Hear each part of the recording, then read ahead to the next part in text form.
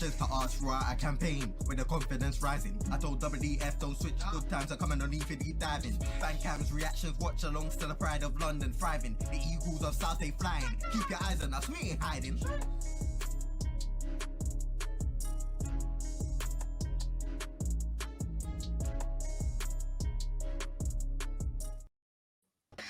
Yes, guys, welcome back to Eagle Eyed Football, and this is the state of Crystal Palace 2. So this isn't the first time we've done this season, but if this keeps up, I don't think this is going to be the last one either. Rich, how's it going? Fair enough. Nikki, how's it going?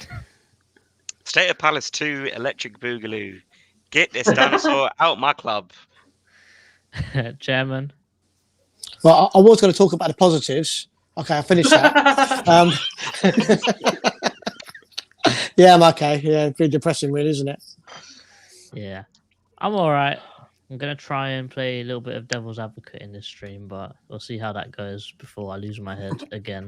Good luck with that. Well, I lost my head last time completely, so hopefully I'll do better this time. If you lot haven't seen the watch along, I think after Elisa got injured, I don't even think I made a comment. Have you got that picture of you just chilling? Oh yeah. Oh, you want me to upload it? The new meme. Oh, that new meme. The new meme. And finally, Mr. Statman, very happy all the time.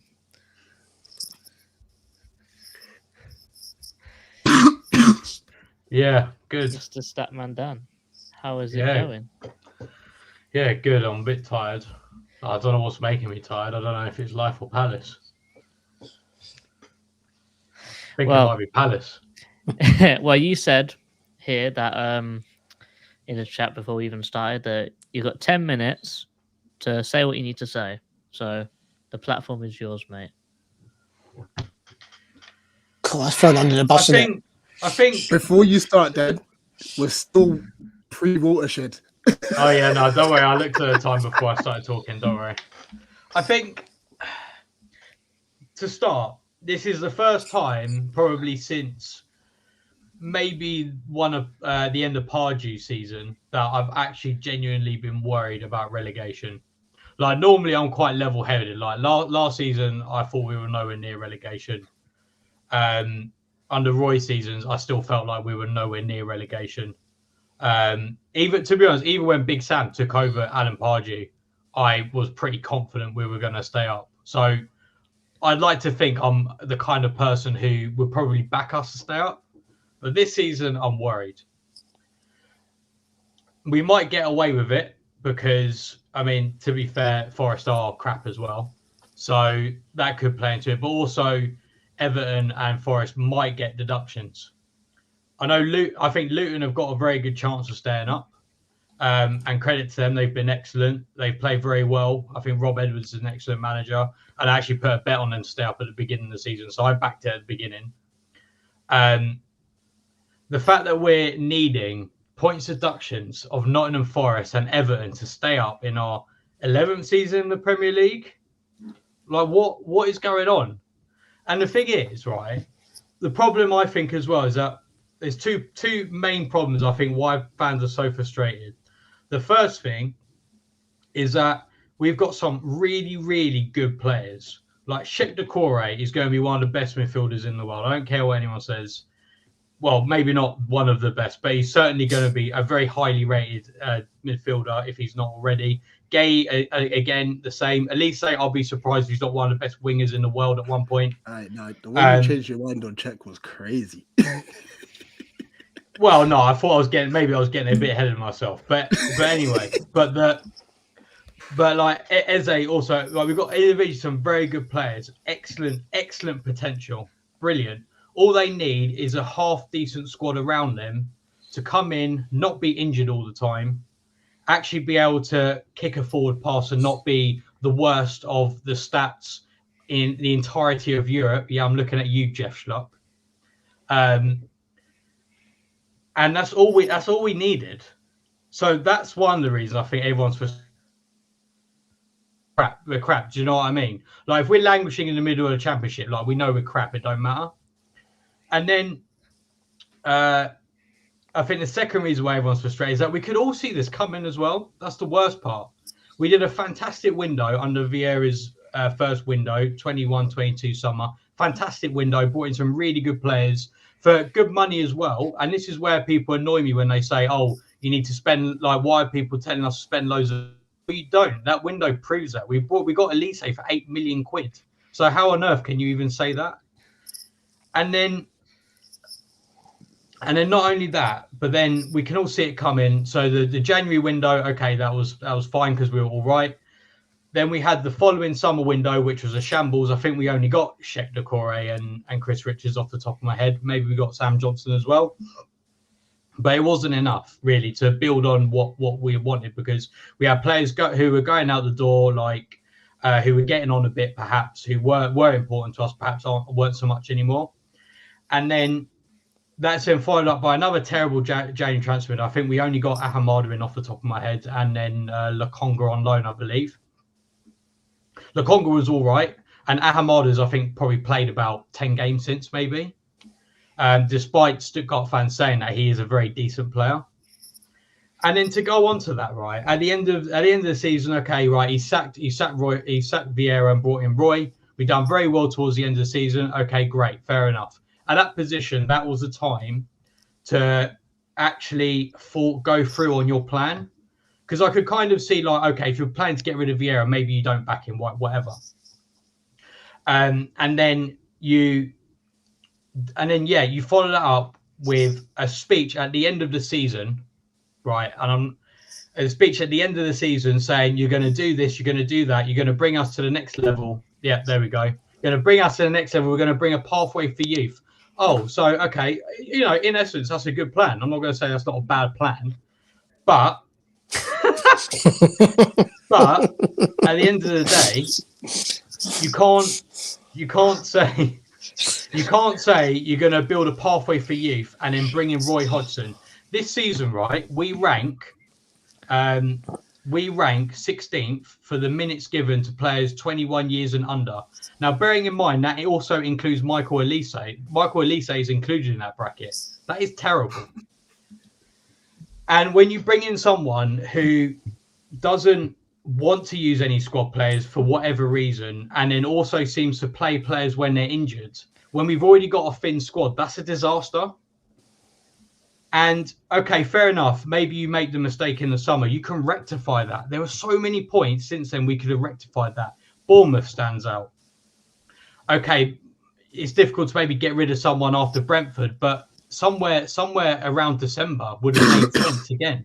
Then you give someone that January window to then get players in that they perhaps want, and maybe you can still get in Wharton because they're a long-term target and whatever, but you actually give them a chance to actually build what they want to build. All the managers we want are managers who have a philosophy and want to build that. And if we can't offer that, then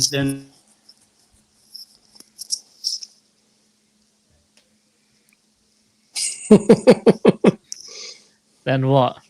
Yeah. Oh, this is too much. The stress is too much. Man's supposed to stress his internet is just frozen up on him. Just for Bants. Look at his mug. Look at the mug. Look at him. Whose birthday is it anyway? Whose birthday is it? Yeah. Yeah, where's my cake? Ooh, careful. Yeah, I was about to say that one, JC. Well, he's saying we can't offer nothing, so it's just showing how dead Hodgson is when trying to put new players into the frame of things at Palace. Bernard Dre saying take him out the freezer. But I have got some notes for us, and I've got a poll going before we even started the stream, and this poll's going to run the whole way through, and we'll see what it looks like at the end. Is it Roy out? A bit more than that. No, so this is who is at fault for what's happening to us. So it's Parish, Roy, the medical staff, or Texter. And as it stands right now, 5% Texter, 5% medical staff, 41% Roy, 49% Parish. Wow. 61 people watching, so please everyone vote. So, first question to you guys is who do you guys think is the main person to be blaming for our situation right now? I'll start with you, Rich. I'm torn between two people. Granted, I think it is everyone's fault, but like to what extent? Like, who's the most at fault for where we are right now? Oh. Wow. I'm glad you're going first, Rich. I'm gonna say Roy, and here's why. Here's why I'm gonna say Roy and not. Don't get. When I mean this is like a 51% to 49% sort of scenario here, by the way. But I'm gonna say Roy Hodgson. Here's why. We didn't actually lose anyone from last season. We just had the unfortunate Alesi injury. So technically, when the season has started, we had France to come in. We had Jez. He chose not to play any of them. Loss of heart. Oh yeah, we did lose Wolf, didn't we? Fairs. All right. But either way, when you look at like the grand scheme of things, we would have had cover. Maybe you could question whether that cover is good or not. That's another matter. All right. But we had players to cover. And funny enough, I think it was up until after the Man United game, we were doing well. We were doing well up until the end of the United game. I think that's when Eze got injured. And everything turned. Absolutely everything. I've never seen someone go in so much of a shell like Roy Hodgson did. All of a sudden, you got defenders in midfield. You've got literally playing a back nine. You know, it was terrible not giving players a chance. When you do give a player a chance, then you cuss them for the chance that you gave them, even though the team was already 4-0 down at the time. You know what I mean? Like, it's just a mess.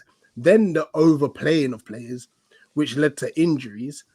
Then you've got to think about, apparently, I don't know how true it is, but he's like running them, like making them do doggies after sessions, you know, which is obviously not helping. So granted, he wasn't backed. I give you that. And granted, it wasn't his fault. He's still there. Now that he is there, and considering how well he did towards the back end of last season, the revert to crap is on Roy. And I'm still vexed with him about what he did on Saturday. Chairman? Yeah, I agree with a lot of what Rich says. What I would say is, you said up to the Man United game that you thought we were doing pretty well. What I would say is I think our points per games we did actually look good. I think it did paper over a lot of cracks. I mean, if you look at some of the points we did get, agreed the second half of Wolves I think was pretty decent. Man United away, we won 1-0, but we literally just defended for our lives the whole game. Sheffield United away, we won 1-0, but probably they deserved something out of the game. Didn't play very well. I would say Burnley away, I thought we deserved the 3 points there. We played pretty okay, not fantastic, but pretty okay for most of it. But I just think that, I'm going to agree with you. I think everyone's at blame, but at the end of the day, he's the manager. He's on a couple of $1 million a year contract.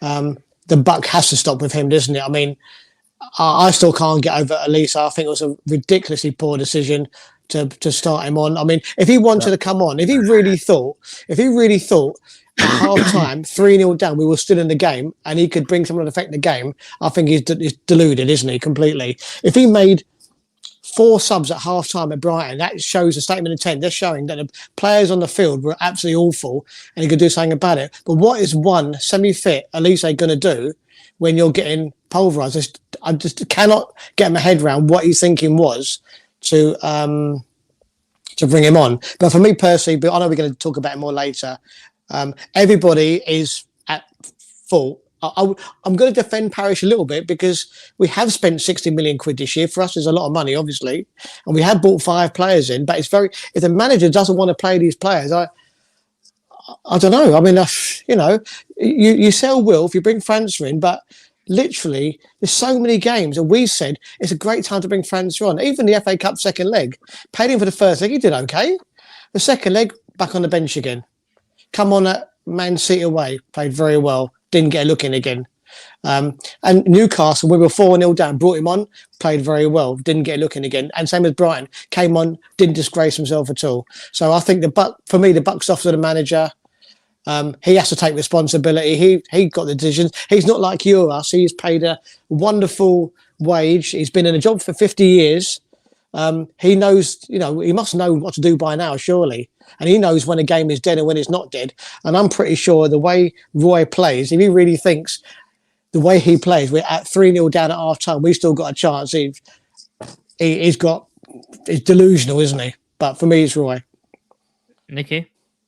For me, there's a comment that pretty much is what I was going to say from Kyle here. It says, in my opinion, big pictures on Parish, but current form and injuries are on Roy.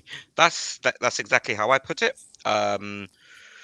The hiring of Hodgson was the incorrect decision at the beginning of the season, and it was a downward trend after then. So, like the last time I felt good about this club was the Manchester United win. The wins against Burnley and most recently Sheffield United was coming off of that. Like, how did we win this game? We did not deserve to win this game. It's very, very interesting. It's quite interesting going last, but I get the benefit of hearing you guys' thoughts as well. I'm again, the most recent form I put on Roy, because how does a player who you were warned when he came back from injury in December, do not overload this guy? He is still a flight risk. You play him, you overload him, he gets injured again. We lose him all throughout January. He comes back, you're warned, do not overload him. He will get injured again. You bring him on, you start him at Sheffield, he scores, he does assists and everything, the game is done, woo, he comes off injured. Then all of a sudden, your number 10 gets the exact same injury, and yet the worst case, that being Michael Elise, makes it to the bench, and Ebere Eze does not. Most recent form, it goes on Roy, and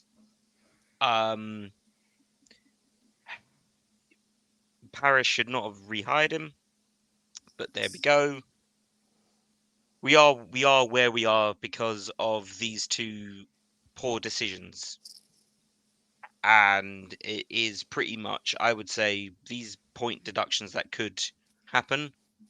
I think if you look at it realistically, those point deductions are not going to happen this season, because should they happen this season, you are then telling Nottingham Forest and Everton, or one of the two, whoever gets the heavier charge, oh yeah, that's your Premier League tenure done. It's going to be so scrutinised and so unfair. It won't happen this season. It'll happen at the start of next season, whatever league they be in, Championship or Premier League, will go down. Because we've lost Gahey, our captain, for 3 weeks. Thank God it is only a hyperextension. We've lost Elise for 2 months, which means Jeffrey Schlupp, everyone. So excited by that. So excited. Oh, dear me. We've got no backups. We've got no Jez. We've sent our only credible winger who's got Premier League game time this season. He's off on loan at Molenbeek now.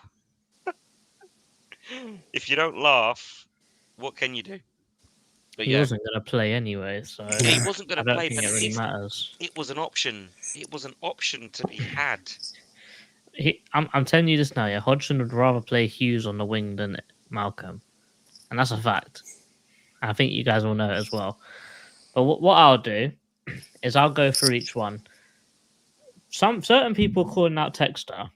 How could you call out Texter if he's got no power to do anything? Like, that's just a bit stupid to me. Next one is the medical staff. I feel like they need to be a bit more assertive with what they're saying to Hodgson. Granted, if he just brushes over what they're saying, it is what it is. It's on Hodgson. But all those rumours that were going around in like November saying that Palace are looking to change their whole medical department because they're not up to standard, that's sort of becoming a little bit ironic now, because they were going to get rid of him and get a whole new team in, but they thought, no, we'll keep him until the end of the season. Well, look what's happening and now. our chief doctor's off to Arsenal, isn't he? Yeah. Parish, I would put about 20% of the blame of what's happening right now on Parish. You might think that's a little bit low, but I would say that, granted, people do make mistakes. And I think his main mistake was hiring Hodgson again. Granted, we had a vision. We're looking to go on that vision. But we thought, we'll try and stick it out in the Prem and then maybe do something for next season. That's really what the plan is. But he's made that decision and he's stuck with it. It's not his fault that he's spent all this money, him and Textor and whoever's come together. They've spent £60 million in this window, and we're not seeing any of it on the pitch because of Roy Hodgson. He's refusing to play the young players. He's refusing to give anyone game time. He's refusing to bed in anyone. So we're going to have to rely on França, who's not been bedded in. We're fully throwing him in the deep end now. And it's just unfair on him. It really is. And the thing that... Yeah, he won't. And the thing that's most frustrating for me is that you think, if França started 4 or 5 games and he was dreadful every single game, you'd be like, yeah, I get it. Put him on the bench. He's not ready yet. But the fact that every single time we've seen him, he's been good, he's been decent, and sometimes, even though he's come on at the end of the game, he's been our best player. He's been our most productive player. And then the thing I want to ask you guys, Dougie Freedman,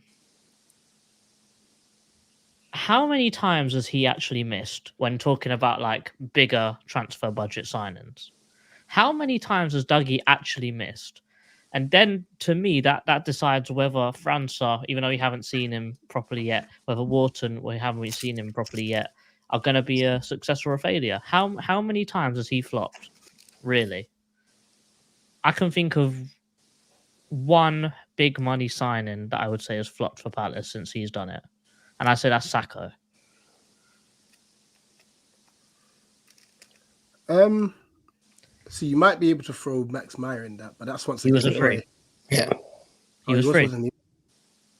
But even still, Roy didn't play him in the right position. Yeah, exactly. There you go.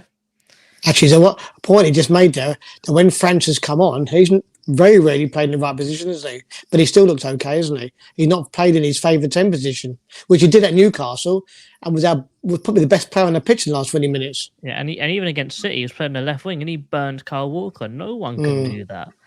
But yeah, who has Dougie missed him? This is why I don't get why you just don't trust him. Maybe Benteke, but that first and the last season were brilliant. 17 goals in his first season, I think 11 in his last season. Like Sorloth, we made money on Sorloth. We only paid £8 million for him. Edouard, I don't think is a flop at the moment because he's still here. He's only been here 2 years now. He's on a 4-year deal, so he's still got a few more years to prove himself. Gay, definitely not a flop. Anderson, not a flop. You even say Luca, not a flop. Ayew, definitely not a flop. You can go back and look at all these players that Dougie's found. And I wouldn't say that any of them that are maybe bigger transfer budget, I don't think any of them's flopped. So why not trust what he's saying and just play the players? I think to answer your question, I went last time. I might as well go first on this one. It's a case of, I think it's on Roy just saying, look, I'm the manager. The buck stops with me. I make the decisions. I think that's him standing his ground and being rather pause me on this one if you will. He's been rather rigid in his choices. He's been very, very stalwart in his choices of players because we see so many issues again and again, week in, week out of the starting 11. And of course, injuries will play a part in this. It's an ongoing thing. It's a 10-month season. You are going to get injuries. But when we are bringing in an excellent crop of players that Dougie has had a huge hand in bringing in over the last few years, I think it turns out that Roy probably disagrees about these players because they're not his signings. Because obviously we all know Dougie makes these signings, doesn't he? He looks at these players through his team and gets them in. He sells Palace to these players. We've seen it with, say, Sam Johnston, for example, very, very much settled now in London. There we are. As Samuel says, defensive-minded coach, but what's happened Great to our question. once highly rated defense? They're burnt Um, out and they're injured. yeah, exactly, because there's no rotation. That's the word I'm looking for. There's no rotation. It is the same 11 week in, week out, and you know, I, unfortunately, I think a lot of these players are at their breaking point in terms of their physicality, not physicality. That's the wrong word. Just in terms of their just They're general mentally well-being. broken, I think. Yeah, they are broken. How long can you ride this horse until one day he can't run no more? Hmm. And that's what happened with Bill. Would you guys also say that right now, if everyone's fit, man for man, is probably the strongest team that Palace have had in the Premier League forever? Really, Yes, I would agree with that. he's wasting this squad with injuries and just not playing them whatsoever. This is a team that, say, forget injuries, right? Forget injuries. You would say this isn't a European team. Let's not be silly here. It's a team that could easily finish higher mid-table, maybe even look at even breaking into the top 10 with the talent there. That's you're going up from maybe 12th and above. I'd say is a good aim for a team like Crystal Palace with the squad that we've got. I think if you've got a good gauge for players, if pretty much every single one of our core players is wanted by a big team, and I think that's how you could tell that you've got a good team. Because if we go down, that whole team is gone, and they're gone to good teams as well. They ain't doing no sideways moves. They ain't going Everton. They ain't going to Wolves. They're going straight to Liverpool, Man City, Man United. Nate, how's it definitely. going? What's going on? I'll ask you the same question. Who's at fault most? So I know everyone's at fault, but who's at fault most? Parish, Roy, Texter, or the medical staff? I mean, I know you've asked me to pick one, so you'd probably have to say it's Parish because he's the one who hired Roy. He's the one who brought in Texter, brought in Blitzer, brought in Harris, brought in Friedman. So a lot of this is aimed at Steve Parish's feet. I mean, obviously, look, there's accountability from all parties, to be perfectly honest, but it's just a mess, and that's just down to consistent. Like Parish talks a good game, as he's done on that podcast with that guy from BT, Jake Humphreys. But this next level he mentioned at the Nottingham Forest game last season, what is it? Millwall away next season. That's good to know, because here's us thinking it was maybe slightly higher up the table. No, it's slightly lower down the table. In fact, it's lower down a division. I mean, I understand that there was nobody available in the summer, allegedly, but don't know about that. Apparently there's nobody now, which again, I don't know about that. It's just crazy. But, it's never dull supporting this club. Never. I think that whole there's no available manager right now is a load of nonsense. I just think they don't want to pay Roy off, and Roy doesn't want to walk. Yeah, they're going to have to sack him. They have to sack him, and he's holding up for far too long. Like, what was that report that came up? Was it Sam Mokaby or whatever saying, they've met up now this week and they're hesitant to sack him because there's no options? No, you just sack him and you worry about it later. That was a couple of weeks ago, wasn't it? It said his position was untenable, which effectively, he's got to go. On done levels, that means he should be getting sacked. This is the point that I would say. We've got Dougie Friedman as director of football. Having put him in a shift in the dugout, he's done it before. He'll do it again. Enough of this, like, oh yeah, but he betrayed us back then. I don't give a. He's not done it for 10 years, is he? Exactly. True. But anyone is better than Roy right now, and all this like, oh, there's no one available. I'm pretty sure we could just rattle off 5 managers right here, right now, who are available. If you offer the right money. One thing I would say, Nick, is what you said earlier. When he said, yeah, it's Roy, because he says, it's my decision, buck stops with me. And it should do. He's a manager. The buck should stop with him. Then why does he chuck everybody else under the bus then? Literally. He blames everybody else, the coaching staff, the young kids, the medical staff, the toilets, the food, the grass, everyone except for himself. And that's the problem, isn't it? And the thing about the medical staff, think about the medical staff. Now, what's going to happen now? Obviously, the medical staff relationship with Roy is now so fractious because he chucked them under the bus at Brighton that when somebody is fit, they're going to say, oh, and let's leave it for another couple of weeks. So when somebody could be back in a month, it's now going to be a month and a half or 2 months because they want to be 100% sure that guy's fit because they know if he breaks down, Roy's going to go on national television and blame all them again. So that the relationship is going to be so fractious. If it's not fractious between Roy and the medical staff, Roy and Parish, there is a rumour going round that Friedman is supposed to be livid that Roy's not playing the players he's bought. There's fraction there, isn't there? There's fraction between Roy and the supporters. So you've got to say, and I've got to also bring up Ray and Paddy McCarthy. They've got to take some responsibility as well. They're coaches, we've seen it. He's an assistant manager. Surely he should be leaning in his ears saying, Roy, I wouldn't be doing this, or don't you think it's not such a good idea? Should we do this? Should we do that? They're just yes men by the sounds of it, with no opinion. I think we're in a vital state. I agree there, Chairman. I totally agree with you there. It's funny because considering we're in the run up in towards Monday.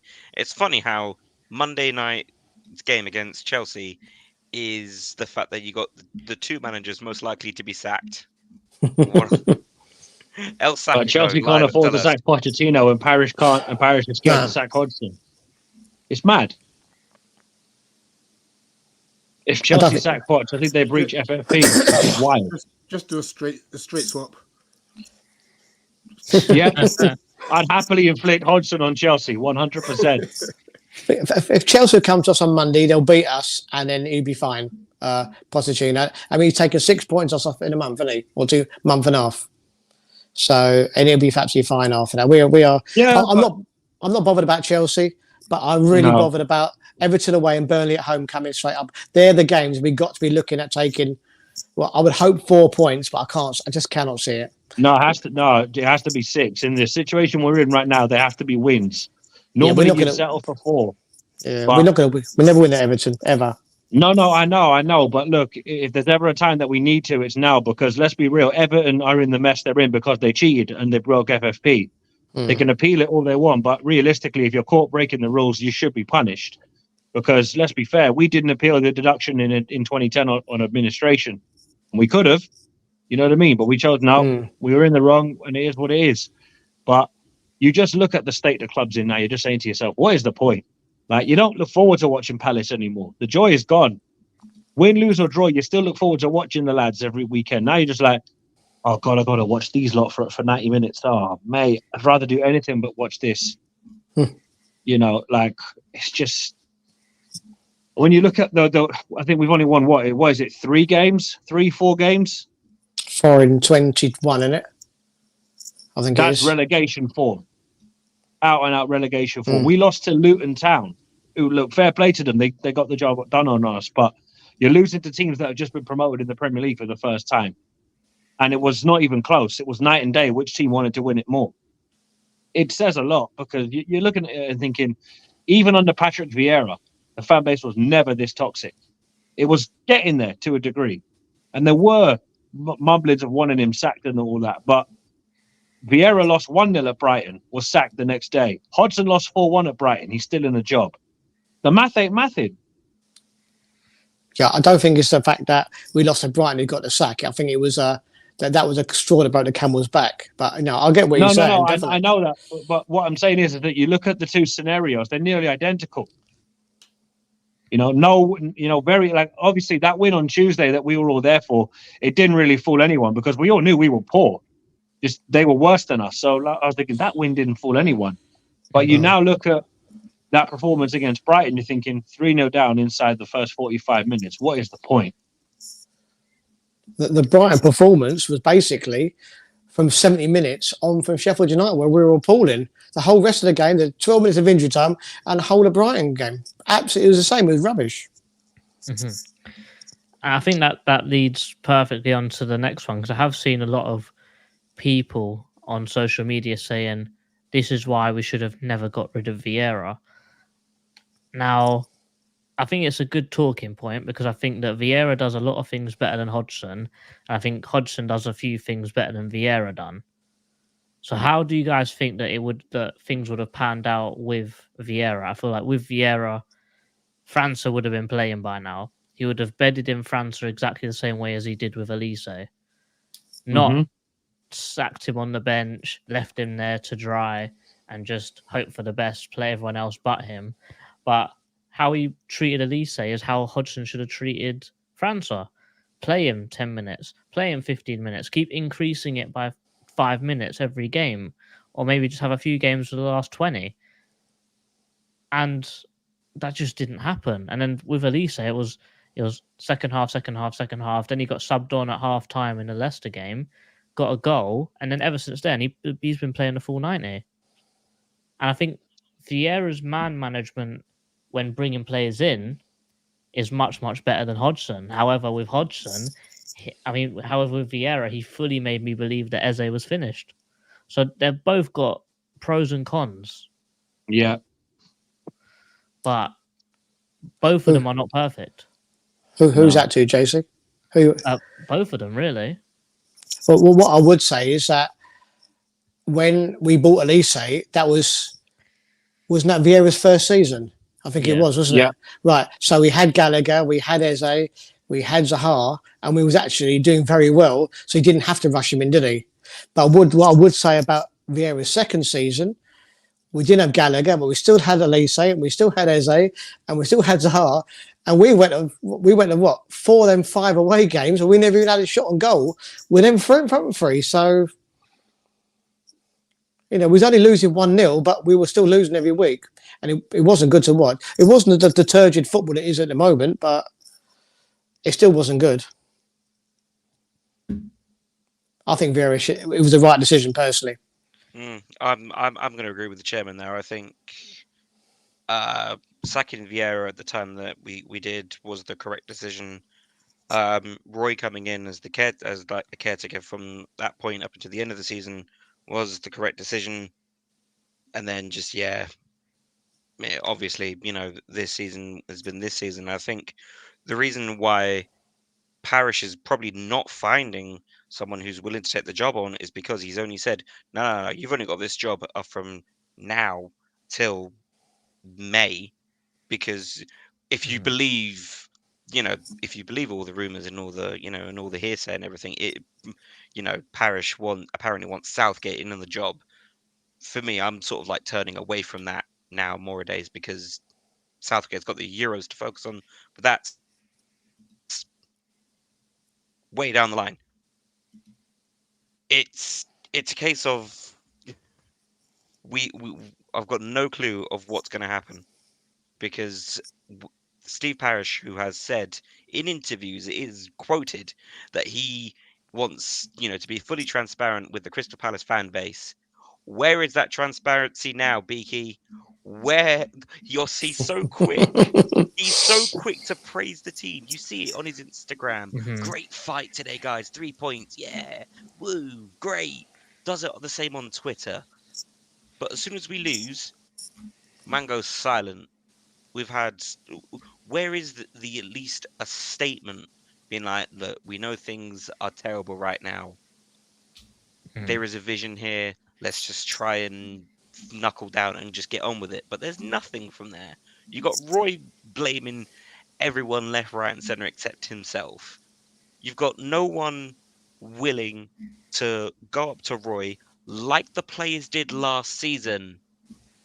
Why have we not got someone like, say, Maka, who went to the leadership and just went, look, this ain't working.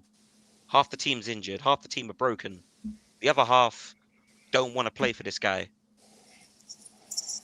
I mean, to be honest, we're lacking leadership of someone who is willing to go to Parish or to Dougie or to someone and just go, we're on fire right now. Can you look, Yeah. What I would say is, why isn't the board showing the same energy as they did with Vieira? Like, they were so quick to sack him, but they're not holding the That same is energy of my Hodgson. only argument. yeah. I mean, Where's the what same I energy? find sad, is that Texter can show all the passion in the world for Fogo. We saw it, we took the mick a little bit, but he showed the right amount of passion a fan of football wants to show for their club, and he obviously can't do that here because he's not the man in the driving seat. Parish is, and Parish is just happy to sit upstairs in the main stand, sit next to Brighty, and just swan off in his Ferrari. Yeah, do you know how crazy it is? Tex has been right out the same amount of time I've been. Mm-hmm. Like, he was like right out from like Luton. Yeah, Texter's been Royale for a hot minute, Oh, why? but he's got no power and no say, even though he is a majority shareholder, which is just stupid. It's balmy to think that a majority shareholder has no say. That's crazy to me. But listen, why do you think that is? Remember when Harris and Blitzer came in, which of the four in the original consortium kept their stake? The other three sold up. They saw what was coming. They were like, do you know what? We help get the club on its feet, but this guy clearly thinks it's all about him. It's the Steve Parish show. We're gone. Browett used to disagree with you be. there. Sorry? I'm going to disagree with you there. On what grounds? Parish was always the face of of the four guys that kept the club alive. He was always the face of it. I think he was more so willing to be the face of it. I don't necessarily think it was the Steve Parish show. Oh, but it was, because bear in mind it was Browett that was communicating with the fans more than it was Parish. Browett was taking a lot of the fan intake and he was passing it on to Parish. And once Browett was gone, that was gone. And now you see Parish very rarely, if ever, speaks to fans, ever does anything for the club. So, it is what it is. Did you remember that time we spoke to Texter outside the ground afterwards? And I think it was mine. It was after the Everton quarter final, and he really bigged up Parish and telling him what a great job he's doing and what a great guy he is, isn't it? Mm-hmm. It just shows what he can do. A couple of years can change, isn't it? And then you can see from when we saw him. What game was it this season when we saw him walking past and he just looked stressed? Yeah, he did. Yeah. After our loss, he just walked past looking stressed. Like, he still said hello to us, but he didn't want to stick around like he normally used to. Yeah. And I'm nearly sure we all saw him at the Wolves game, wasn't it? Literally goes, could be better. Mm-hmm. Those were his words. Well, that's a shame, really, isn't it? He looks proper down. Yeah, and then there was an argument that some people on Twitter were saying that you don't want Texture to have power because he's gotten rid of 6 managers for all his other 3 teams so far this season. But 2 of them at Fogo were interim, so that's irrelevant. One of them from Fogo got taken by Saudi Arabia, so that's irrelevant. I think Blanc was doing crap and was taking him down, so he got rid of him, and now they seem to be on a little upturn now. And then they got rid of the Molenbeek guy because they were getting relegated, but it still looks like they're getting relegated now anyway. So I don't think that's outrageous things for him to be doing. He's just trying to look out for the best of his clubs. And right now, he can't do that at Palace because he's not got the power to. And I doubt it's a money thing because Texas got cash. Mm-hmm. I think it has got money to do with it because if Palace go down, as being the majority shareholder, he will lose the most money. Mm-hmm. Yeah. Definitely, because if we're worth 300-400 million, you can slush that in half if you get relegated. So he will stand to lose a lot if we do go down. So he should be standing on old Parish's desk and saying to him, slapping him around the head and saying, do something about this, because he will lose the most. All the rest are minority shareholders. Yeah. What's also scary is that what relegation will mean is that Eze, Elise, and Gehi gone like that. Decore as well. They're all gone. To be fair, Nicky, if we I hope we stay up, I pray we stay up. If we carry on like the way we're doing, what's to stop them going anyway? They could say, I'm not going to have another year of this. Yeah, That's true. Fairs. Yeah, that's true. That's Couldn't true. blame them. Yeah. Yeah, so Yeah, and that's why we would need someone like a manager that could keep things afloat, and someone that could keep Palace afloat and keep the players at Palace. So there is the talk of Cooper, Lopetegui, Potter. Apparently, we've offered them the job, and obviously, it's apparently we're talking about everything. Apparently, they've all rejected the job. No surprise. I don't know if you guys are surprised because I wouldn't want to take over this team. Nobody wants a injuries, short-term contract teams for in a job, shambles. Jason. So you can't be shocked. You wouldn't want to take on the job because you No. know that it's a fast track to getting a relegation on your CV, and no manager wants that. Not only that, JC, but it's not a long-term project for you. It's literally just till the end of the season, and then Parish will have to find a new guy, or they'll have to again keep Hodgson on, which will only further anger the fan base because you can already feel it on social media. The Palace fan base have had enough, and it's not very often that you get a lot of people that don't see eye to eye actually agreeing with one another on this fan base. You're like, holy crap, they actually are, together on that, because it's just so annoying. I mean, like Raksaki getting injured just compounds it. Because I'm like, it's mad how player comes back from injury, doesn't even get 25 minutes in the under 21s, gets injured again. It's just, and now they're expecting managers to come in and take the job. Nah, not a hope. You got to wonder what is Roy's motivation to carrying on. He's 76 years old. He probably doesn't want money. Why is he putting all this stress on himself? He could give himself a heart attack, couldn't he? Why did he just not turn around and say, do you know something? And to be fair, like Ian Holloway did when we first got promotion, and that first season, he actually put his own hands up and said, this is too much for me. I'm going to walk away, and you try to find someone. He should do the same thing, because at the end of the day, but Chairman, it must be money. It must be money, because why? if he's not enjoying the game, like he said, I think it was after the Liverpool game, he said, I'm really not enjoying this. Results are not going his way. He's having rows with everyone. He's not playing the youth. He knows the fans are on his back. Why stay? Well, I mean, somebody just put in the chat, I don't know how true this is, they reckon he's on Ray Howe. He said he's on 4.5 million a year. I don't know if that's true or not, but I do know Palace always pay their managers well. But Roy's been employed for 50 years as a manager. He must have no need for money. He must have money everywhere, bank accounts. He must give it to his kids and his wife and everything. He doesn't need the stress. I don't know why he's putting himself through all this stress. He must see what's going on. I think he's under so much stress now. He's probably making bad decisions himself now because he's not thinking it through logically. I also say that the people behind him or around him are not helping him in any way, shape or form. But I don't get why he's putting himself through all this stress. You see it. He's sitting there. I mean, when Elise went off injured, we watched on the telly and the camera sort of pwned. I don't know if he was going to cry. He was rubbing his face. He went really red. And you think, why are you putting yourself through this? Well, it's probably because Michael cussed him out. Rightly so. If we go back to the Brighton post-match presser, he says Roy Hodgson insists he has the quote resilience, strength, and determination to remain Crystal Palace manager.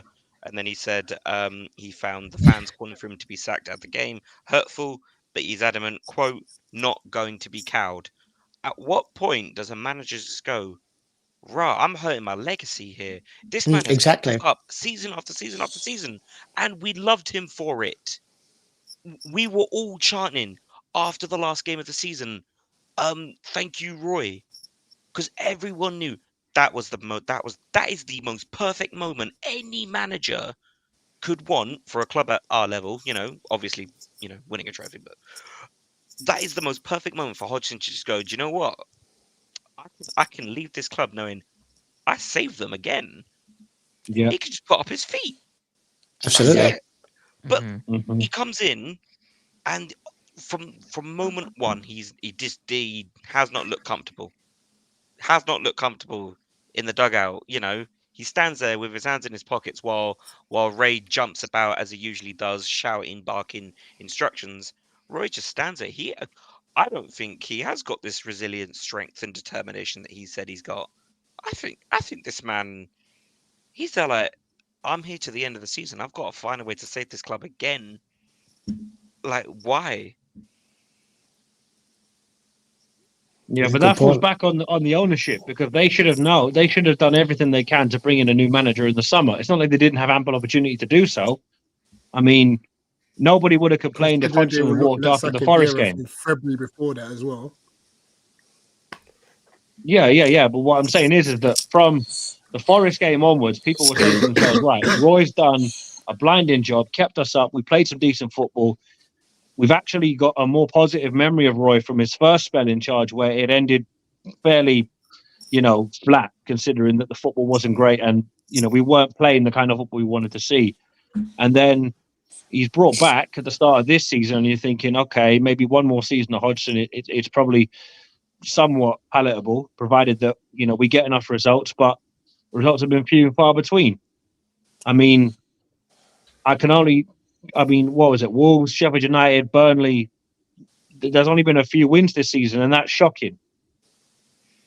And even that Burnley game, even though we won 2-0, we played so bad. I don't know how we won that game. I know Rich Exactly. agrees with me as well. That was probably one of our worst performances, but we still got 3 points. Yeah, I mean, you guys were there, and like you guys were saying in the vlog, you don't know how we won that because they weren't great, and neither were Palace. So to be the best of two very bad teams says an awful lot about the quality on show because. Like the whole point of us moving away from Roy ball and the football that we played under Roy in the first place was we wanted to get a bit of excitement back. And obviously Vieira brought that in the first season. The second season, it fell apart to a degree. But you just got to say to yourself, like, Parish has hung himself on that next level talk. Because now that's the quote that everyone will point out to him and go, well, hold on a minute. You said this at Forest at home last game of the season. So what was that next level you were on about? I mean, I've got to go anyway. So look, I only jumped on briefly, but look, you know what it is with Palace. It's never dull. I mean, hopefully we get out of this mess, and hopefully between now and the end of the season we can turn it around. But I'm not counting my chickens because I just know if it's going to end, it's probably going to end badly. I hope it doesn't, but yeah, I've got very little hope going forward this season because losing Eze, Elise, Gay, and Decore, 4 key players, nah. Bear in mind, that's more like Jeffrey Schlupp in defensive midfield in that. Come on. Like, we know these things don't work, and now we're meant to try and turn water into wine. We're not Jesus, so I don't think this is going to work, but, we have to see where it goes. Literally derailed. Yep. I think to be fair, and I'm the same, and I'm probably sure Parish is the same, and all footballers are the same. We've all got a very selective memory, haven't we? We look at our football memory only lasts a week, a month, and we forget about the week bit before. And what I'm saying is the 3 years that Roy kept us up, he did a brilliant job, not knocking it at all. But the football was turgid, wasn't it? Oh, it was so bad. Exactly. But then obviously Patrick Vieira came in, and then obviously things were going bad. And then Roy came in for that last 11 games. And it was like a breath of fresh air, wasn't it? We didn't beat teams, we killed teams. Leicester, Leeds, Southampton, and everyone forgets that. And they go, oh wow, the Wenkels when he got re-employed, even probably Paris thought this, we're just going to play the same way. But he didn't, did he? The whole mentality change. I'm going to go. The first game he had against Leicester, I don't know if you remember it. Mateta's last minute goal.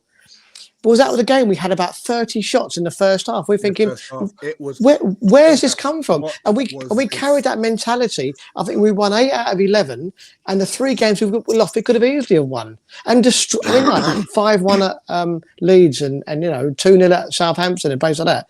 And I think everyone remembered that last 11 games and thought we're just going to carry on the same way. But he didn't. Yeah. It was like the new season started, the switch went on, and that was it. Yeah, it's like I said to you earlier, that the reason why that was so good is because you had a mix of Vieira and Hodgson, didn't you? You had the Vieira tactics of attacking. You had everyone fit because Vieira didn't train them properly, so they were obviously all fit. And then you had Hodgson bring in his positional sense of how you play Eze, because obviously Vieira didn't know how to play Eze. He brought his defensive tactics in there. And then you had that incredible free-flowing attacking team with all of our players fit, and we were a joy to watch at the end of last season.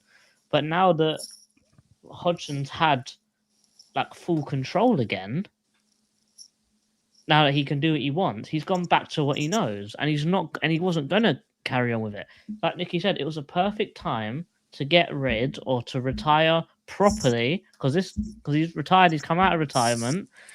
Yeah, retire properly as being a Crystal Palace legend and being the savior.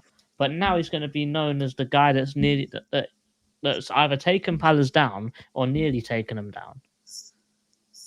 Definitely. And it's Totally a agree with horrible that. way to end that legacy because, you know, Roy Hodgson is a legend of the football game. But, you know, And when also, he apparently says, he's a fan as well. So why Yeah. on earth Yeah. is he doing this to the club? If he's a fan of it, why is he not realizing, oh, I'm not cut out for this. I'm going to step down and let someone more qualified or younger with better ideas take over? Because, in my opinion, I reckon a new manager bounce would save us. 4 wins that would do us like that would keep us safe for the season. Mhm. A new manager bounce will save us this season, but we're not going Definitely. to sack anyone. I know, JC, earlier you wanted to get onto the point of the managers who are refusing us. It's a case of, you know, rare occasion that Nate actually has a credible point that managers don't want a short-term contract. That's what Roy looks like on the sideline, isn't it? It is. That is No, exactly what he this is what looks like. Roy looks like on the sideline. Yeah.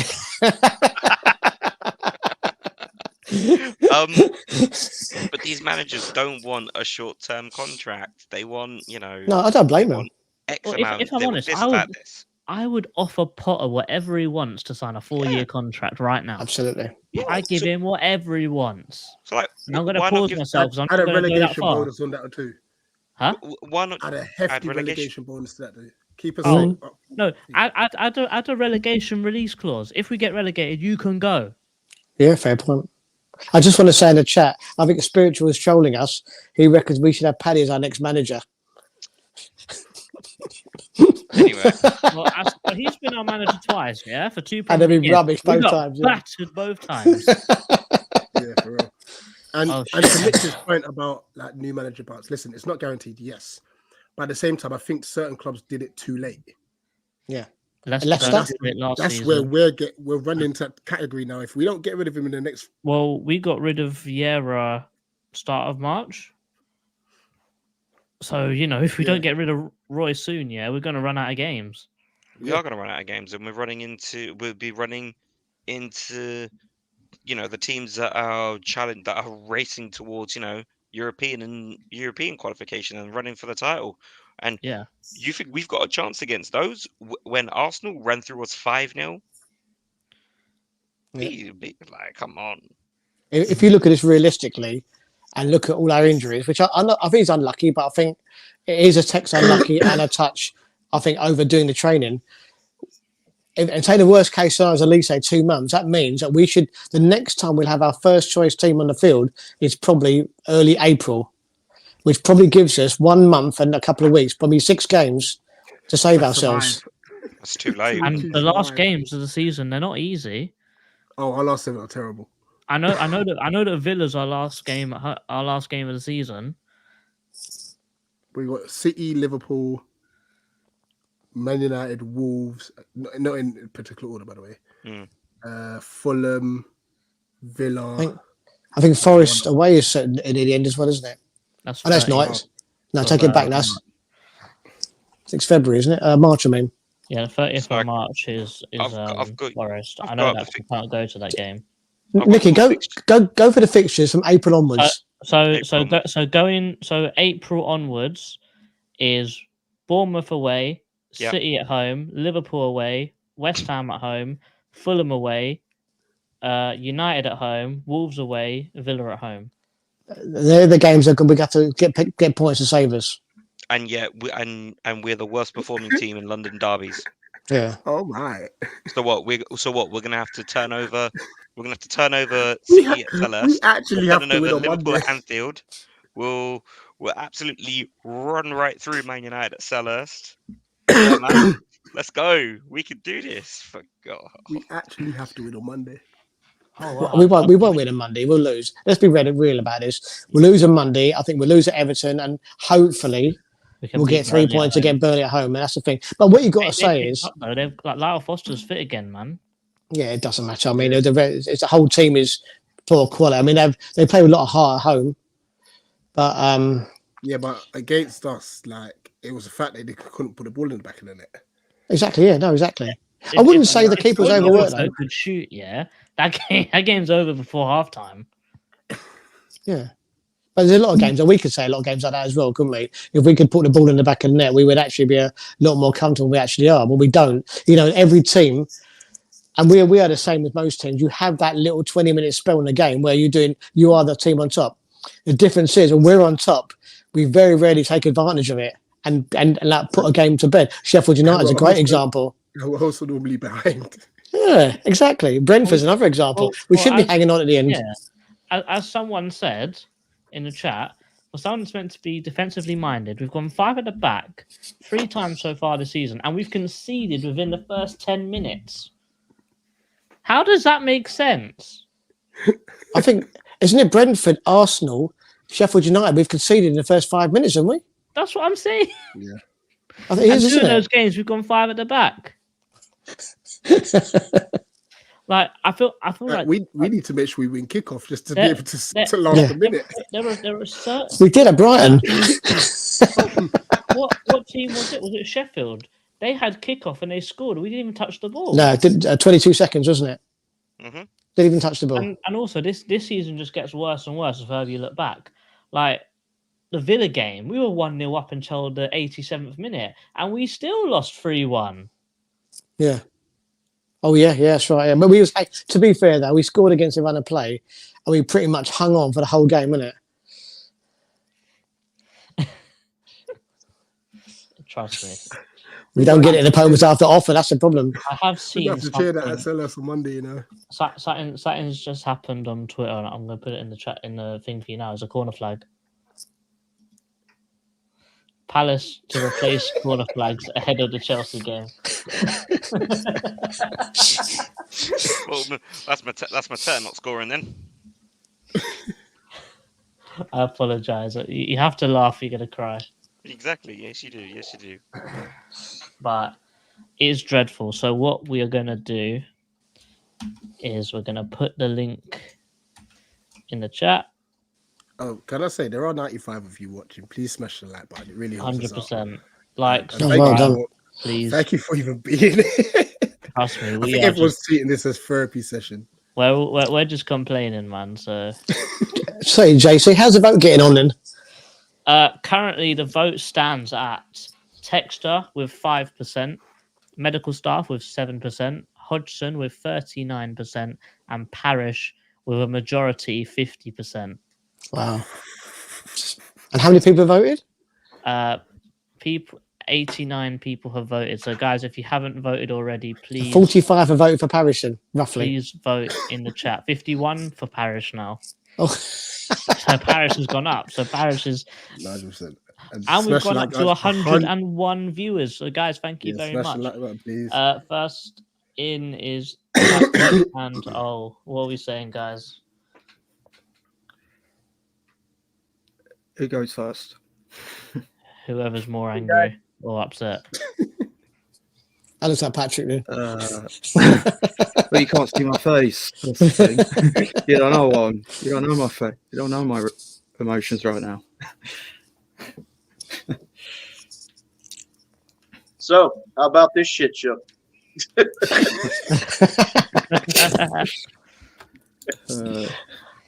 Look, the chat is going too fast. We can't read everything. We apologize. All right, so guys, do you really think Parrish talked to all those managers? I don't No. buy that. I don't No, buy me that neither. whatsoever. You're I telling don't me. I'm sorry. Go ahead. No, go on, Patrick. Sorry. No, I don't. Let's just use Lopetegui as an example. This man coached Real Madrid right after Zidane left. Coached Sevilla, won the Europa League. He's gone to coach places like the Santiago de Bernabeu, he's not coming to Crystal Palace. Come on, you ain't going to spend the money. So he's not even going to take Palace serious. So that's gone. The only guy that might take the job might be Steve Cooper, but somebody brought up he wants Garrett Southgate. Which one of you guys? Are you serious? All right, well, I hope you're wrong on that. But there's nobody that's going to touch that job. There's always somebody, but unless my little thing that says bring Pardew back was a joke. But I mean, unless you're going down that line, it's horrible. And then all these fake stories that I think the club's putting out there. Oh, we can't find nobody. Everybody's turning us down. Big Sam came off the bench, put his reputation on the line for 4 games at Leeds. I mean, come on. You can always find somebody. 100%. So, Mukhtar, apologies if this is the message you were referring to. Yes, all fans are welcome. You can join now if you want to. The link's in the chat. It's a pinned comment. Yeah, so you're more than welcome. Just drop us a message on Twitter if there's a show you want to jump on and stuff. and wear white because I give up. I'm throwing the surrender flag. This is guys, we're first of all, I think we're going down because I don't think there's going to be a points penalty this year. Because if they point penalty Everton at the end of the year, those fans at Everton, I've said this before and I'm going to say it again, they're going to riot the PL offices like there's no tomorrow. And Nottingham Forest, they've only been in the 2 years and they're going to get a points deduction? Come on. And the whole thing's a damn scam anyway, because you allow them to sign them. So you allow all these teams 220 signings and all this money. You allow them to be registered, and then you're going to deduct them with points? Come on, that's bullshit. The Premier League should have been salary cap years ago, like the NFL. So it's BS. And would you want to stay up because, as a fan, what are we going to brag about? Yeah, we stayed up because 5 teams went down. Come on, man. Bullshit. All right, I'm done. Somebody else's turn. Oh, what's your thoughts? I don't know where to start. I'm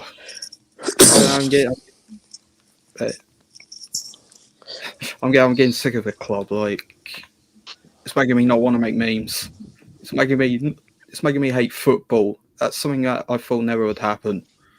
Me hating football. I'm getting jealous of teams making a pass. I like a straightforward pass.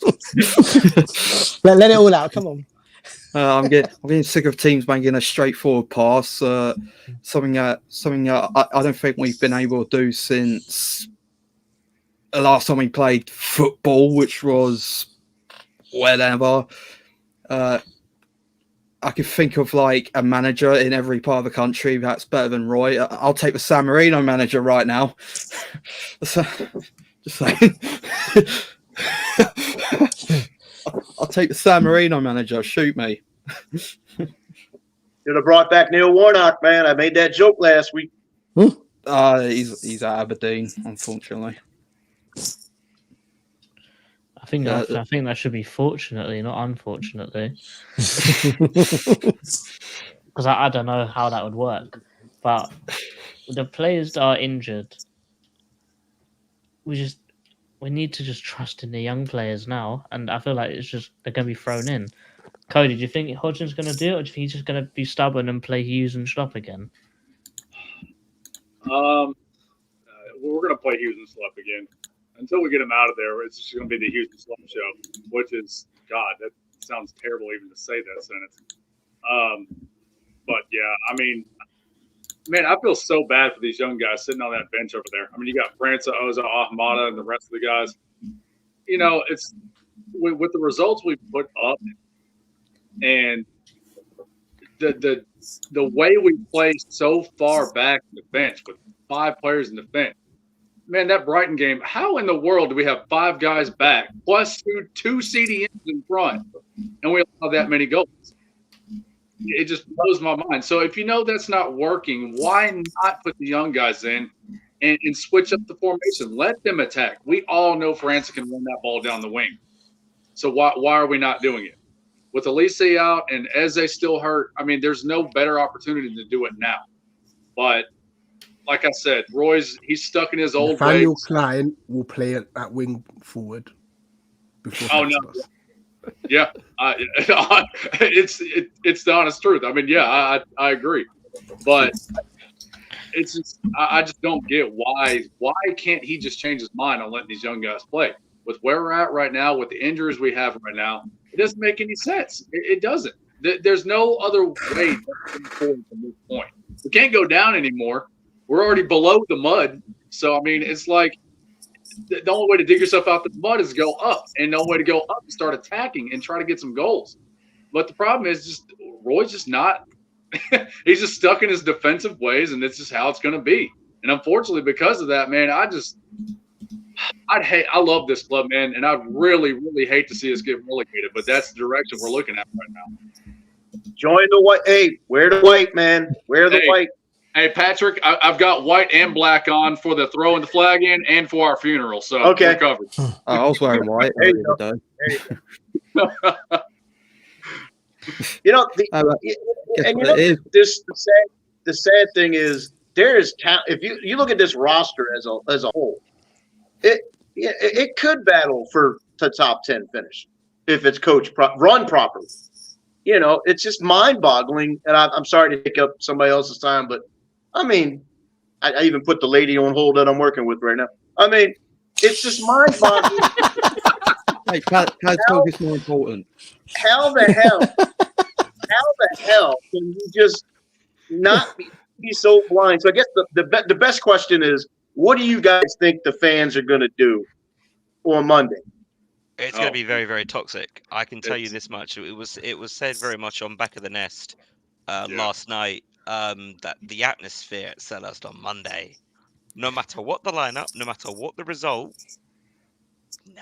that's the HF will have a banner. I feel like it's going to be toxic, but I feel like the club know how everyone's feeling, and I feel like at this point, doing what we're doing at the moment is not going to help them play any better. We just need. They know what we want. It's very clear that we want Hodgson gone.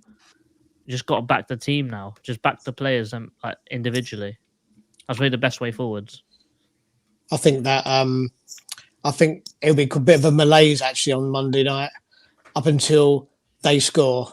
And then I think, it will start to get worse. If they score another one, then it will start to get really toxic. All the time it's 0-0. I mean, to be fair, when you see it loads of times, isn't it? When fans are continuously protesting against the manager during games, it affects the team so badly, doesn't it? Their team always loses. And I think you're knocking your own team but if all the time it's 0-0 and we're doing okay, I think nothing will happen. But it might be a bit of a malaise. But if Chelsea score or they just start unplaying us and we look like we're not trying, I think then it will turn. Because he didn't turn. I mean, I was going to say didn't turn at Brighton, but we only lasted 2 minutes, didn't we? So the first 2 minutes he didn't turn. After that, it went downhill fast. But only heard the fans singing out. And Hodgson was 3-0 down. So I think that here's a twist. If we were to put in and actually start, let's go back to the young guys for a second. If we were to start França, Ozo, Ahamada, and all these young guys on the pitch, you know what? I think it would actually be a less toxic environment because I think this is what the change we're wanting to see. If he were to put 3 guys and start those guys, I think, even if we are losing, I don't think it would be as bad as if we were to put on Schlupp, Hughes, have Richards playing at center defensive mid. I think it wouldn't be as bad. But is Roy going to do that? No. So whenever the first goal that Chelsea comes in and scores on us, it's just going to from 0 to 100 real quick. Stephen Dye in the chat, he said all the time it's 0-0, so that's about 35 seconds. UK Pat here saying thoughts on Anderson's altercation. Funny story. I think the guy that actually sits in front of me is the guy that was having the altercation with him. So we're going to ask him on Monday, innit? I'll quickly go first on that. I think it's a case of tempers flying. Like the fans obviously aren't happy. It is our biggest game of the season. This is the game that we look you know, as soon as fixtures come out, we look at when are we playing these guys. I think the manner in which we lost, I think Anderson, who's like he's lost like his usual partner there at centre back with Ngaihi. He's seen Elise go off. He's like what am I supposed like? I think the question is what like he's looking at what am I supposed to do? And then I think a lot of the fans are asking, well, show a bit of heart, show a bit of desire. They're all genuinely asking, where is the heart? Where is the desire? But yeah, it's In that I'm altercation, not. they should have been asking the goaltender they should have been asking Henderson, where's the goaltender?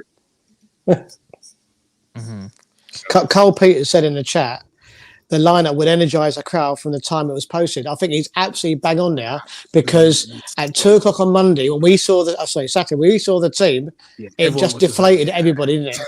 We knew he I- was going to defend. Yeah. I didn't want to turn the game on after that lineup. And that's what we're I've- talking about. People don't even I've- want to watch after they've seen that lineup. I've never been happier to switch from football to the Six Nations. I'm so happy rugby's on. I can focus on another sport now. I can watch Ireland trash all of Europe in the rugby. That's It's up for Wales. That was so bad. I switched leagues. I put on La Liga. I mean, that game was horrible. And what made it worse is I don't know. Every time I talk about Palace, Celta Vigo's always on. Rafa Benitez, and they looked better. and he doesn't go forward. Can I make a question to everybody? Yeah. Do you think we should change the goalkeeper? Yes. God, Yeah. yes. Yeah. yeah. That was quick, wasn't it? I know he's not received any help, Henderson. Henderson's not. He 17 goals. paid all that money for no reason. Yeah, I mean, that money we conceding, gave. paying £20 million, him getting injured in 7 touches in the Man United game on his debut, then having a good first game against Man City, and then conceding 17 goals in 7 games. I don't care if it's a defense in front of you. That's just too much. What's the And- statistics on Henderson's goals when he's been playing compared to Sam's goals? So I know with Henderson, it's 7 games, 17 conceded. Let me tell you John Stones. Let me just find it quickly. But I mean, at one point, I believe this season didn't Johnston have the highest amount of clean sheets? He did, yeah. Yeah, after 8 games, we had 4, didn't we? There's pretty much your answer, isn't it? Mm-hmm. But you know what? With Okay, Johnston, and don't get me so- wrong, Henderson's a better shot stopper, but Johnston's distribution just relieves pressure. Yeah, because Absolutely. Henderson under pressure just kicks it straight off the pitch. Johnstone hacks it down the pitch. So here it is. So remember we said with Henderson, 7 games, 17 conceded. Johnstone, 16 played, 22 conceded. Wow. So he's only got 5 more goals conceded with an extra 9 games played. Yeah. 4 of them were at Newcastle, wasn't it? hmm So I Johnstone think- has made 34 saves. Let's see how many Henderson's made. Whilst you're looking that up, I think also it was on a previous stream. I think it was one of the most embarrassing. Henderson's losses. made 16. There you go. Yeah. Is there any truth to the rumor his name is Dan Hennessy? Didn't we talked about this last time? Yeah, Dean Hennessy. Yeah, Dean Hennessy. That's it. Yeah. I tell you It's a case what, of it's a case of watching. Sorry, losing it's a case Chet of watching- Decore, I didn't realize losing him Killed us, isn't it? absolutely killed us. I have Yeah. to say though, I know I'm thinking very positively right now, but that midfield of Eze, Decore, and Wharton is cold. But my biggest fear is we're not even going to see it once. No, Hey, Wharton's just turned 20 today. At least he'll have a better chance of starting. Yeah, well, he's not a No, he's still teenager under 21. anymore, is he? So no, he's That's a still good under point, 21. actually. He won't play.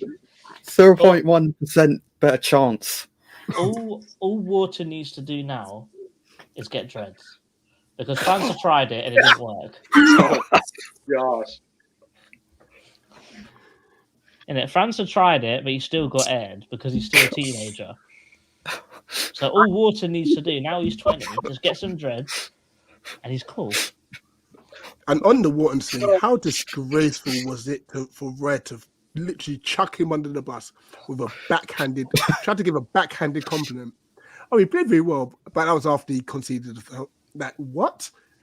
Are you? There's no way he's tracking that back heel from Welbeck. You can shut up if you think he's going to cut that out. I mean, to be fair, Wharton, well, that third guy's what you're talking to, isn't it? Darren here says Wharton's aged a year and a week. But he lost the ball, didn't he? But there was still like 4 more defenders between him and the goal, and they just like fell down and dived the wrong way. You know, it's not solely his fault, is it? Really? But yeah, Roy did chuck him under the bus. So one more question then. Go on, Pat. I dare you. Yeah. Oh my god! I'm making a GoFundMe right now for Wharton to get dreads. Yeah, exactly. Yeah. What about Anderson's form in the last month or two? Dreadful. Oh, how terrible has he been? Hey, I'm going to defend him. I'm going to defend him. When you have to be the main playmaker, when you're the only one left that can dribble, go up think about how often he's in that box, passing into the box, trying to make plays because we have no pattern of play. He's got to be fed up with how the team's being coached, how the team's being run. He's like, screw it. I only care about getting some assists. Like that assist he got on the header from Mateta. That's my opinion. I think what I'd like to do before we wrap up today is, because we know of our injuries, what is the team that Hodgson should be playing? So a team that we create ourselves. What is a team that Hodgson should be playing until we've got all our players back? So we'll start off with a formation. What is our best formation with the crop of players that we've got at the moment? 4-4-2. Yeah. I agree. Are we saying Eddie and JP up front? Yep. Yeah. Yes. We've got no backup striker as well. Yeah, that's what I was. Don't worry, we've got Mola. Oh no, wait, he went away. And two other. Plange. What about Plange? You're getting Ballon d'Or winner. Nicky, that is a sin-binnable offence. Even Carlisle sent him back, didn't they? He was so bad. Carlisle sent him back because he was so shit. Franco. No, we've got Franco Ume. He's a winger. He's right. Oh yeah. Who's he right back then? Emre. That's right. Yeah. Sorry. I'm gonna go Ayew on the right, França on the left. Yep. We've got nobody else. Yeah. You're just picking players that are left, aren't you? You're not picking a team. Are we going for midfield of Wharton, Lerma? Has to be. Yeah. Best defensive one left. And then Munoz. They haven't got him, have they? Why the hell? Discussion.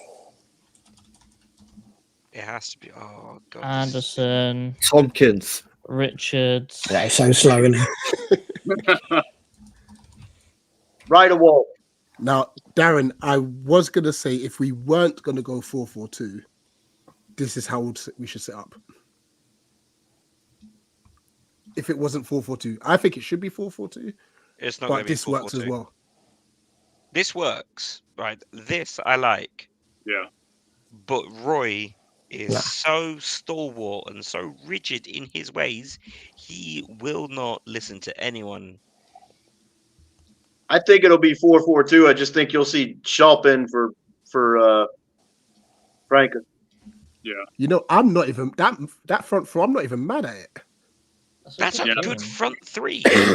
Considering, yeah. Score goals. Even with our crisis, for the third time this season, let me add, that is still a very good front line. Yeah. Yeah. It shows that we've actually got a squad. We just don't keep anyone fit to use it as a squad. And with Wharton, at least now, you got someone who could pass the ball forward because we've lost that since Decore's been injured. Yeah. It's the only midfielder we have that can pass it forward. The only Yeah. issue I see with this is we've got nothing off the bench, but I don't think we can really be picky and complain about stuff like that in this situation. We've had nothing Just on go the get the whole pitch. under 21s. Go get the whole under 21s. Yeah, the only weak link in there is Richards, isn't it? And he's a I'm very not weak minding link. that centre back. I mean, I think his confidence is gone, isn't it? yeah. Yeah, After the But Arsenal that's game, not his he's fault. Like Hey. he's not good enough 3, and he's not good centre mid, and he's not good right. But when he's played as a 2, Yeah. I think he's been Last fine. year he did definitely. But he's very been well, he's yeah. been popped around all over the pitch, hasn't he? And he's never Absolutely. been left to settle. So that means James Thompson. Jesus. Start. Yeah, Dean Henderson's got an average of conceding 2.5 goals per 90. Oh Wow. wait, did we put Sam Johnson in goal on that thing, by the way? Yeah, Yeah, we did, yeah. Oh, Yes. cool. Don't you worry. He was the first one to put in. I'll put Matthews in there. Who did So you put in? I'll is not part of the stream anymore. After saying that. Legend. What, Lord Remy, yeah. Mm. Oh man. It's funny. I will just make one last funny little thing. Back of the nest. Last night on the stream, someone in the comment section on there said, "Oh, why don't you put the chairman from Eagle Eyed Football in the dugout now? Chairman, you're in. Cheers. Chairman, we're hiring you." Roy, see you later, mate. Pack your bags. take your Portaloo and fuck off. Oi, what a shed! Oh, sorry. What a shed! It's 3 minutes and 9. It's okay. What a shit! Well, you know what's happening now. Well, I think we should finish on something positive, though, or try to. If you can find Uh, something. We're not playing this weekend. Yeah, exactly. See, positive. Yeah. I think, to be fair, for me, if I was going to say something positive, I would say that we've got to keep in touch until April. If we're not like 5 points, we're just still there with all them players coming back. And when Eze and Lisa are on the pitch, we do look better, don't we? And if you get them players back, and I think we'll be okay, so long as we're in touch and not like entrenched in the bottom 3 or 4 points adrift. I think we've got problems. But if we can stay in touch, get the players back, I hope Walton and Munez really settle in. Then, you know, there is hope. I don't expect nothing from Monday. So anything is a bonus. I would take losing to Chelsea, a draw at Everton, and beat Burnley at home. And I would take that personally. Because the stream's ending, I've just ended the poll, and here are the final results. Texter with 4% blame, medical staff with 5% blame, Roy Hodgson with 38% blame, and Steve Parrish with 51% blame. So he's got a majority blame. Well deserved. And a total of Say, 180 unfortunately. and a total of 108 votes. So thank you very much to everyone that's voted. Guys, thanks for watching. It's been emotional as it was last time. Hope you guys got stuff off your chest, because even though we talked about a lot of depressing stuff, I feel a little bit better. Even though it may be slight, it is a little bit better. I'm only better when he goes. Yeah. Well, If Hodgson goes, that's I'm true. good. But guys, before we wrap up and say out the Palace, we have to remember that us as Crystal Palace fans, we are spoiled. Yeah, I forgot that. Stop my line. Stop my line. That's my favorite thing to say, JC. I know. I thought it was a good way to end it. It's only because of Rich's reaction. I'm gonna end it because Rich is gonna go off on one again. Spaffy gives comments. Let him go off on one and turn it off. All right, go on, Rich. Have fun. Go on then. Wait, no, I was just gonna say, look, I voted Flex back.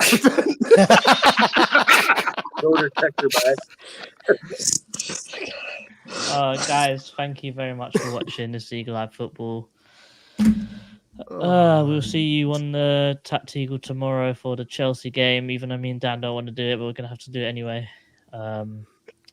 Preview on, I don't know. Just have fun. Don't think about your week, football. guys. Enjoy Saturday. We ain't gonna Enjoy lose. your week. Don't think about Palace. Go to work and be depressed at work on Monday. And then you've got to be depressed in the evening as well because of Palace. So, guys, thank you very much for watching this video like football at the Palace. Up the Eagles. mountains. Roy